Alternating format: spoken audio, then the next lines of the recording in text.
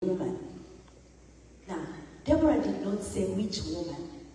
Where this army leader ran to, he found a woman. That woman was a nobody.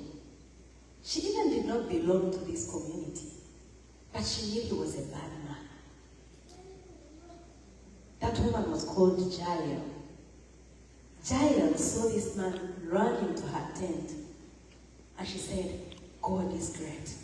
Today I am going to end the misery of this community. The man who came to her tent was hiding. Jael said, come and hide here. She opened her tent for him. He said he was hungry. She gave him a glass of milk, which helped him sleep. And what Jael did was pick the peg of the tent and hit it through his skull with a hammer. Jael ended the problem of Israel at that time. What am I talking about? I'm talking about the different roles of women in rescuing their communities. There was a Jael who nobody knew about, and there was a Deborah who was the only judge that we have in the Bible. See yourselves here. Each one of you has a role that you play, that is so big that no one can stand in the gap that you stand in.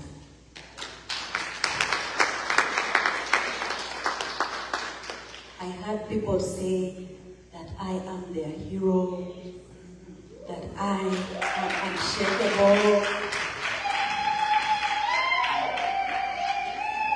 and all the good words that come with it. But have you paid attention to the women who do more than I do for a lifetime? The people who have been doing it since they were 10. We have Lucifer Nakato. She has been doing it since she was a youth. Your mother. Myself, I felt like if I gave you my most precious prize, which is my husband, I would be covered. I said, I'll contribute in that way.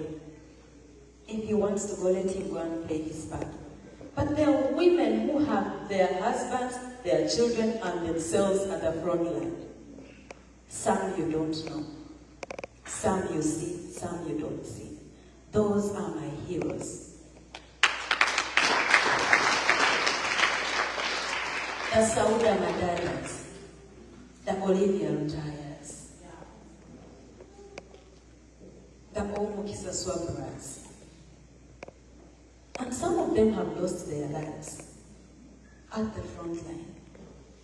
Those people inspire me to do the little that I can. And some of you inspire me to do the little that I can, because you do things I cannot do. I am not your hero. You are my heroes.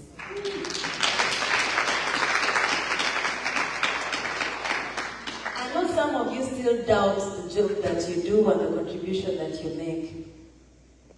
I'll still remind you of the women in the Bible. There is a woman called Esther. Her story is found in the book of Esther. Esther was a nobody. But she was a Jew in a community where Jews were hiding. They never wanted to be known. She was Mordecai's niece, not Mordecai niece.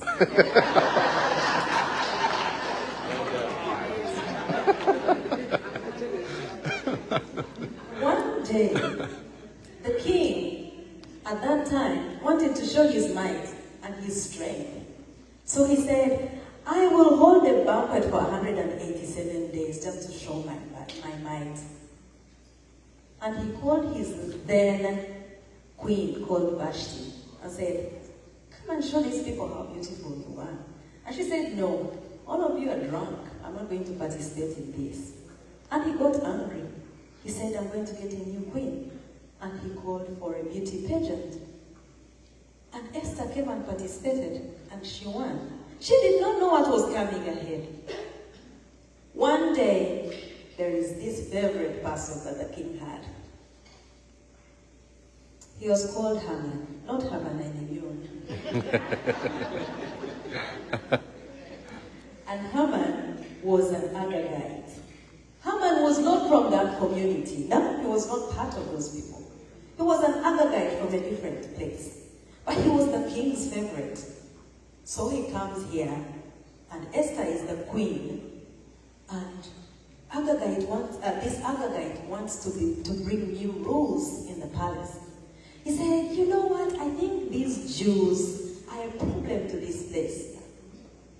They need to be hanged, all of them. They need to be wiped out.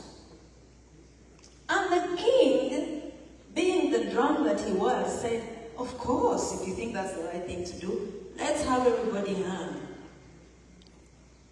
Esther made a statement which I normally want each one of you to make. She said, if I perish, I perish, but I will stand for my people.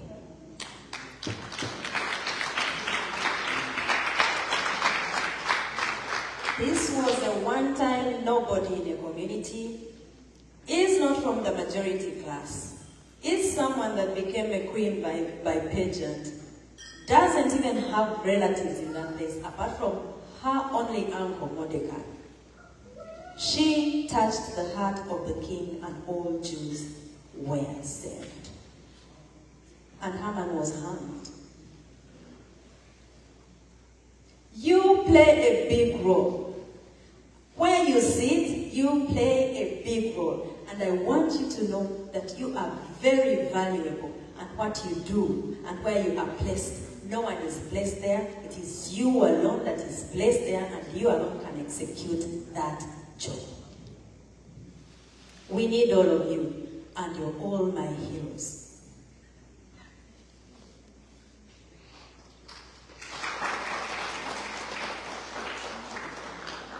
I've heard people talk about the contribution that our family is making. Can all my children stand up, please? Why? One of them is seated, I don't know why. Can all my children stand up? Thank you. I'm giving my speech in English because I know some people need to hear this. Oluganda ndomanyi naye tukyakola omulimu munene nnyo okuyigiriza abantu Oluganda. These children of mine contribute in the way that they do. I heard you talk about how Subi removes starters socks and then massages the feet, and then 12 padeno 12 and then the one who writes on Twitter, and the one who takes away the phone and the laptop so they don't write on Twitter.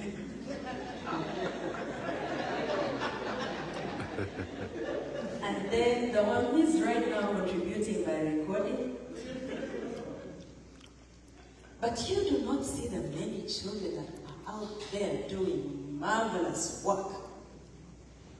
Subi is there. There is a kid called Kata. You can sit. You can all sit. There is a kid called Kata. Have you seen Kata? You have not seen Kata online? Go look for Kata's interviews. She is about 6 or 7. Eloquent. She speaks like a 40-year-old. That kid's contribution, I am surprised you have not seen Kata. Guys, make Kata popular. Make Kata popular. She speaks things as they are.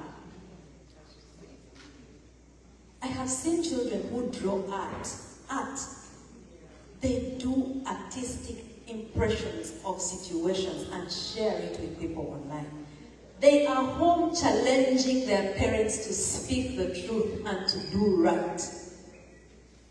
It's simply because the cameras are on us. But the children who are doing amazing to save our country from what it is going through. And if you see such children and you can support them in any way, please go ahead and support them. That is the Ugandan. I hear people talking about resilience. Barbie is resilient. Barbie, you are resilient. I am not. kizibu just kubiremerako nengamba kino kiggwa ddi.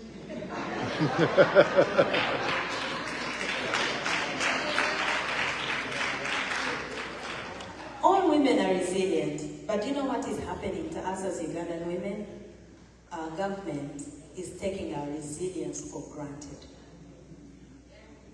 Because we are extraordinarily resilient and strong, they give us only ordinary livelihoods.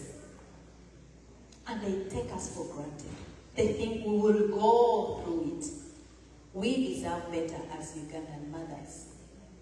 We deserve hospitals where we can go and deliver our children and our children don't die. We deserve good roads where we can ride our bicycles in the villages and take our bananas to the roadside for sale. We deserve clean water, and our daughters don't have to spend time going to fetch water instead of going to school. We deserve laws that protect our children, because we are not here to give birth to children who won't survive this regime. Yes.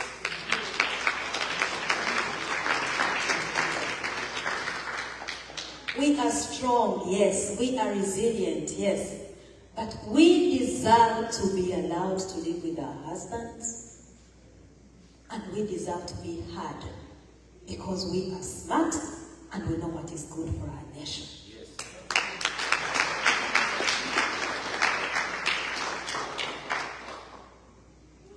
I want us today to recognize women whose voices have been loud and who we truly appreciate. I personally appreciate Mama Miriam Atende.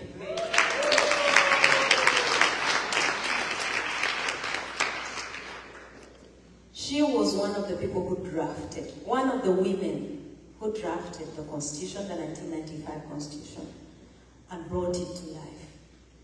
Recently, she said that she would rather be sent to her creator other than be muzzled and see the Constitution be overthrown. Mama Miriam, you are appreciated. I adore you. You have been my role model since I was 14. Thank you for showing us the way. Thank you for showing us the truth. Thank you for speaking the truth even with a shaky voice. You have taught us the way. It is on your shoulders that we are standing. Thank you, Mama. I want to appreciate the work of Agatha Tuhaire.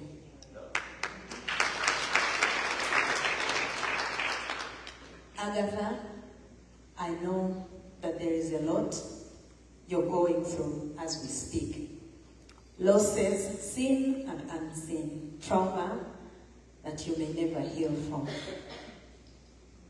But your name at Highway is not by mistake. God gave you to us, and we appreciate you for standing in the gap for all the women in Uganda. Thank you. Dr. Sarah Lidinti.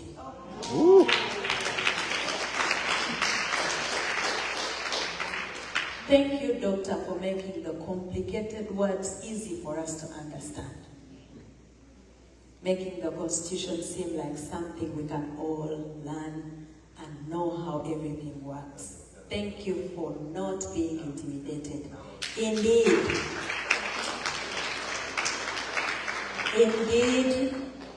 ebiryaha niwe bireeta. Thank you very much. Mama Winnie Byanyima has been vocal, I think, all the time I have seen her, all my life. Mama Winnie, for all the work that you have done in all places where you have represented the Ugandan woman on the international stage, you have made us very proud. I feel so sad that at your age, when you're almost retiring, and where you're supposed to be grazing your cattle, you are always demanding for the release of your husband, who was arbitrarily arrested, kidnapped, and who has been denied justice. I feel your pain. I may not know what exactly you're going through, but I think that what you're going through is not an easy thing, but we pray for you and we see you. Thank you for not giving up.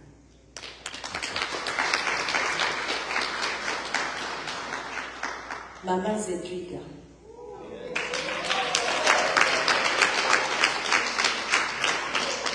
Mama Zedriga, Orichia. Orio. Mama Zedriga, the de facto. I love you so much. I feel your presence whenever you reach in a place. I know right now you're going through a difficult time, but it is on your shoulders that we, the women of National Unity Platform, are standing right now.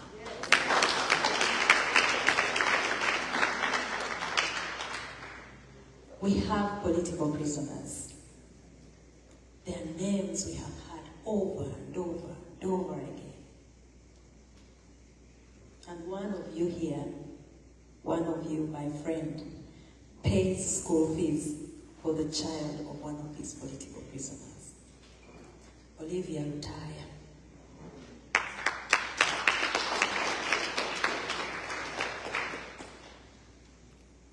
When you get the chance to see this message, Olivia, just know that your calling is way bigger than we can understand.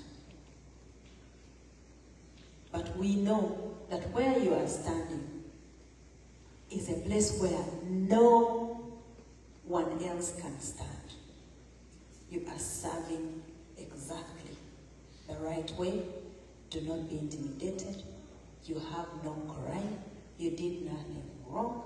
It is political persecution. Everybody knows it. And we love you because you have not given up.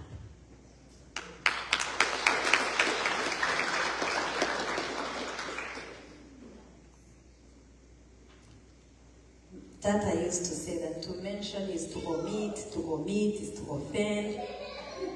There are very women that I could mention, and I know there is many that I have omitted. But I want to conclude this by thanking the women who are here with us, who have looked after my children for me in this period.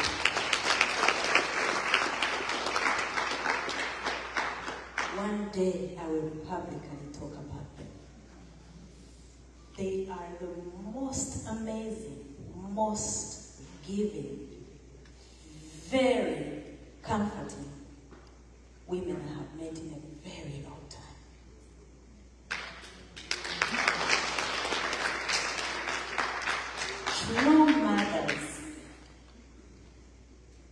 True mothers who have taught my children some things I had failed to teach them in these 6 months. These women have mothered me. I appreciate you so much. Your job is so big. I cannot be you, so I can't do the things that you do. That is why I say you are my heroes and your work is seen. That's why I can come here dressed like this and dance, and I am not broken.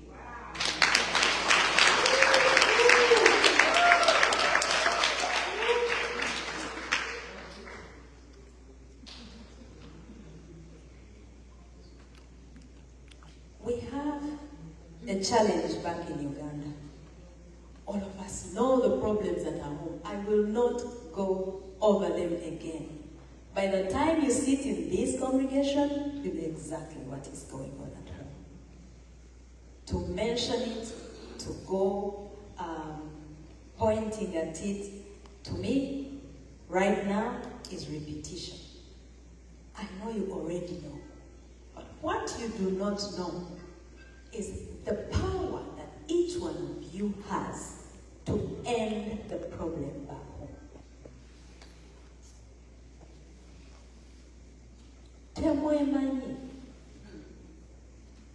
Temumanyi buzito bwe mulina. Temumanyi maanyi ge mulina. Actually, temumanyi nti mwe mukankanya gavumenti ya Uganda musanvu.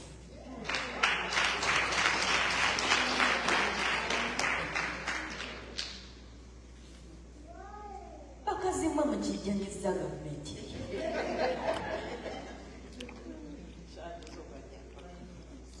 Mwe temukiraba. Mwamuwandiika ebbaluwa ebigenda eri sanctions nezijja. Mwe mwekalakaasa abeefula nti ebibeera ewaka tebabiraba ne babiraba. Mwe abavujjirira abaana abali ku ground singa si ku ground singa yafadda.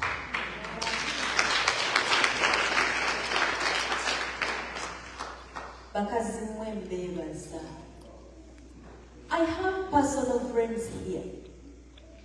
Personal friends who I approached and told about the need to collect school fees for the political prisoners' children. And you have faithfully paid school fees every single term for close to 7 years. Can anyone do what you do? Didn't you see the ones who left prison the other day talk about how they found their families together in one piece? Did you not see the testimony? It is you that do that. You.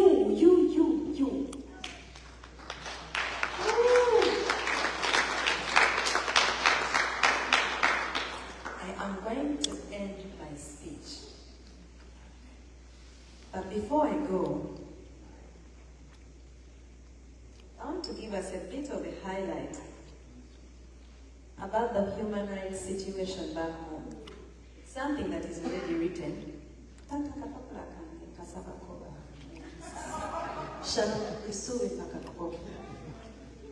so much.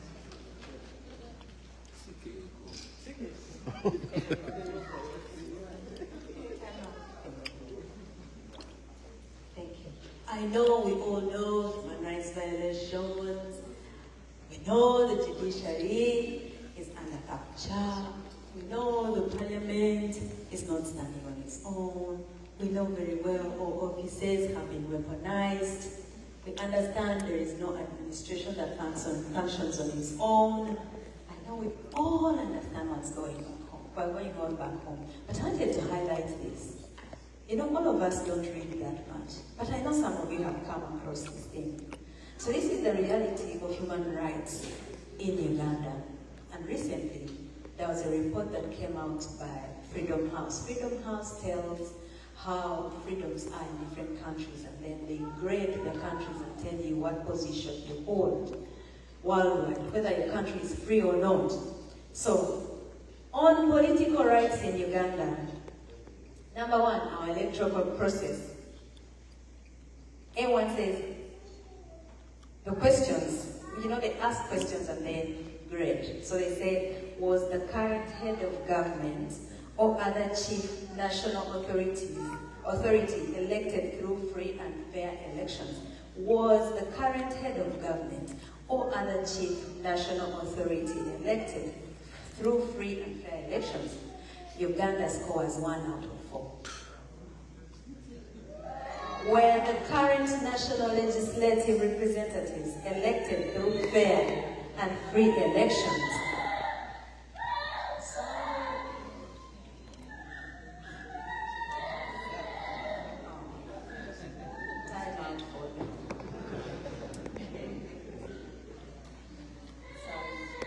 Were the current national legislative representatives elected through free and fair elections? We scored 1 out of 4. Are the electoral laws and framework fair, and are they implemented impartially by the relevant election management bodies? 1 out of 4. Do the people have the right to organize in different political parties or other competitive political groupings, or their choice? And is the system free of undue obstacles to the rise and fall of these competing parties or groupings? 1 out of 4.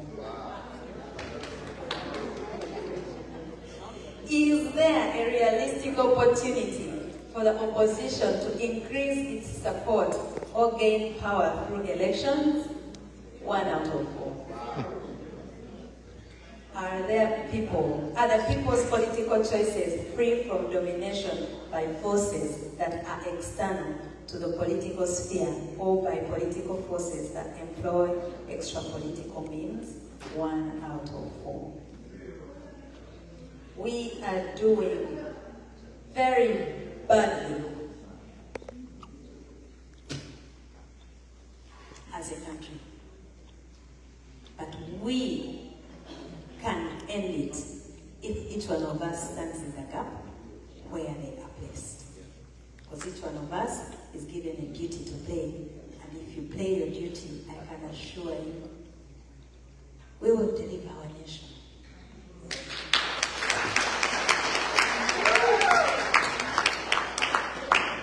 We call on you, women of Uganda.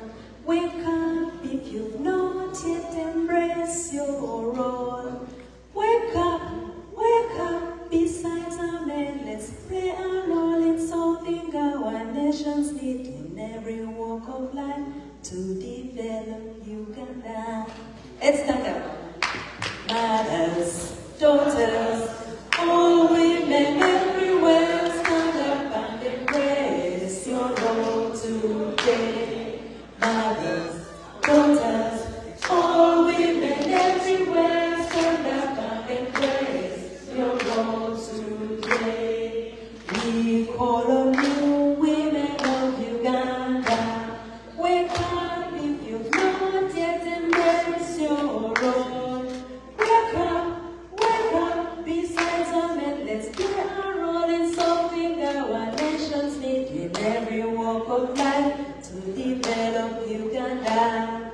Mothers, daughters, all women everywhere, stand up and embrace your role today. Mothers, daughters, all women everywhere, stand up and embrace your role today. Thank you. I will end with the school anthem. There is a verse that I like about the school's anthem. These things have all the information we need to know as Ugandan mothers. Uyanga wiya.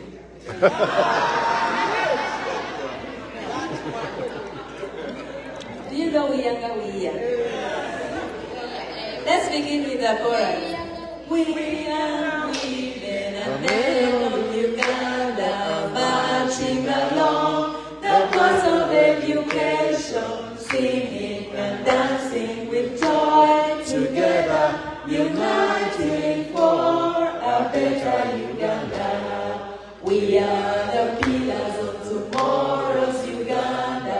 Let's rise up and press through knowledge, yielding wisdom and soulfulness to rebuild the great, great power. We are women and men of Uganda, marching along the path of education, singing and dancing with joy, together united for a better Uganda. This is the chorus I want you to listen. We know the way to the land of enlightenment has thorns, creepers, valleys and mountains. Come what may, we shall overcome for the glorious time to come. We are women and men of Uganda, are marching along the cause of education, singing and dancing with joy, together uniting for a better Uganda. We know the way to the land of enlightenment has thorns, creepers, valleys and mountains. Come what may, we shall overcome for the glorious time to come. We are women and men of Uganda, marching along the path of education, singing and dancing with joy, together uniting for a better Uganda.